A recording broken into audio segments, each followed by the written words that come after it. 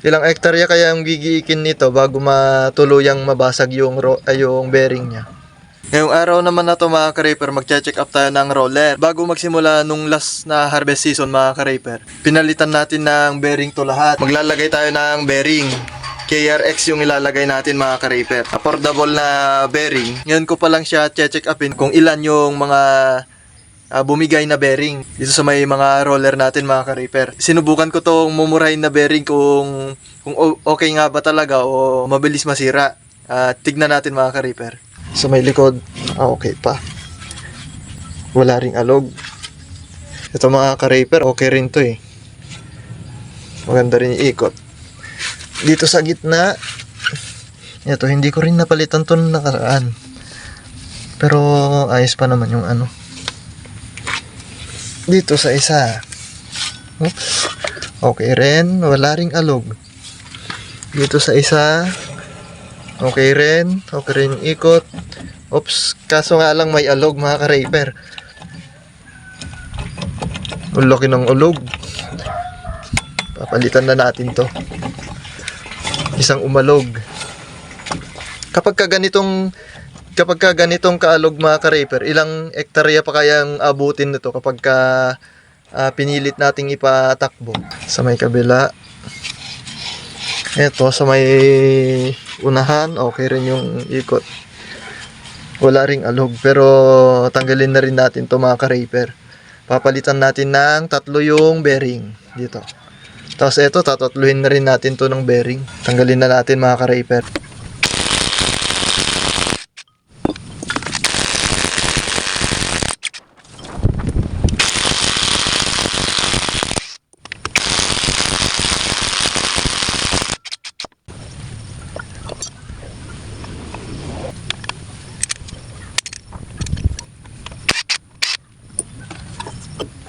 Tanggal na agad.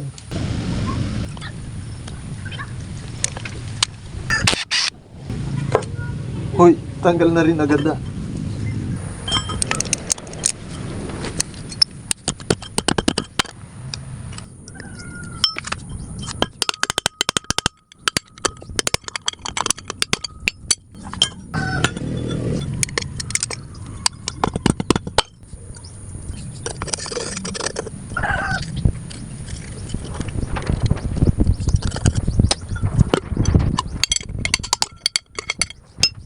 Tapos ko na siyang linisan mga ka-reaper. Itong 3 na to mga ka-reaper ang gagamitin ko muna. Dito sa isa kasi maganda pa eh.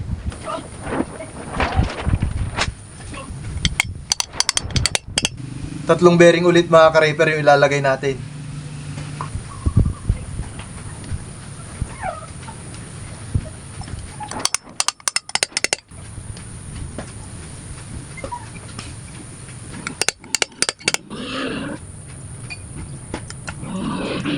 Ito mga ka-reaper ang gagamitin nating spacer niya.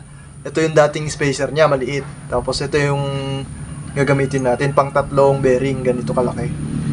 8mm mga ka-reaper yung sukat nito. Ito 5mm lang. Ito hindi na natin gagamitin to. Ito na lang.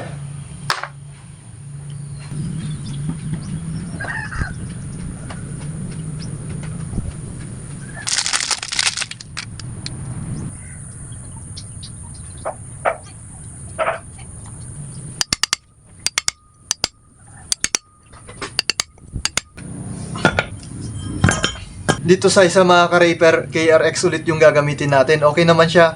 Kahit mumurahin lang na bearing to okay naman, matibay naman. Kabit na natin mga ka-reaper.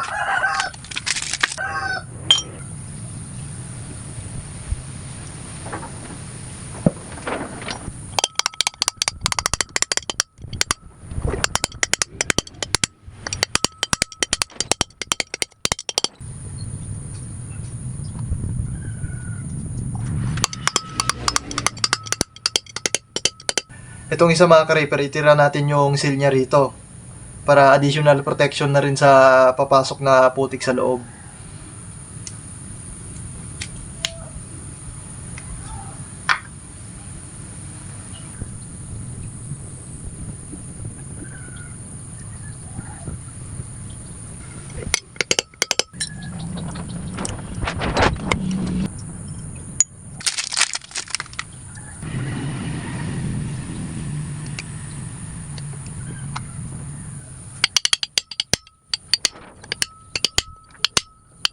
At ayun mga ka-Reaper, tapos na. Ilagay na natin doon.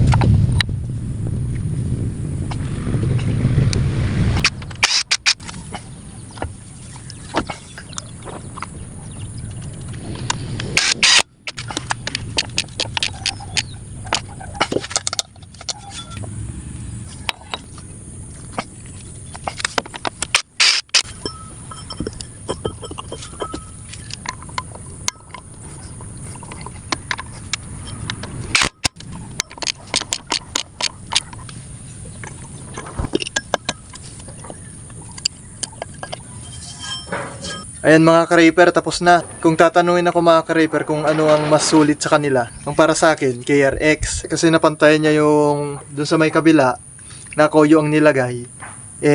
Isang roller mga ka-Reaper ang nasira.